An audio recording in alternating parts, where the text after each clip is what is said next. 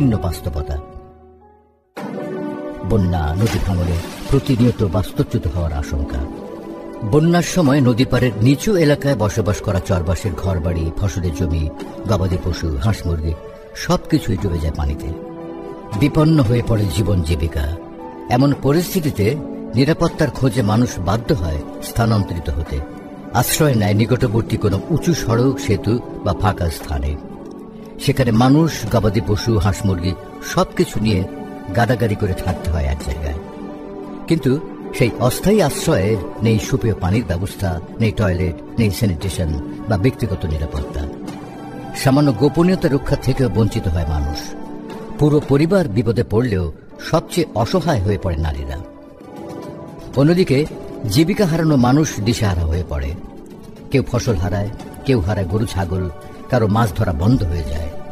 সহায় সম্বলহীন মানুষ তখন নিরুপায় হয়ে শহরে পাড়ি জমায়।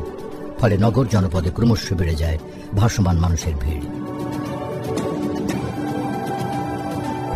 বন্যার পানি সরে গেলে নতুন করে ঘর বাঁধতে হয়, জমি চাষের উপযোগী করতে হয়। কিন্তু ভাঙনের শিকার হলে সেই সুযোগটুকু আর থাকে না। চোখের সামনে মুহূর্তেই নদীর গর্ভে বিলীন হয়ে যায় ভিটে মাটি, আবাদি জমি, এমনকি স্মৃতি বিজড়িত বসত ভিটাও।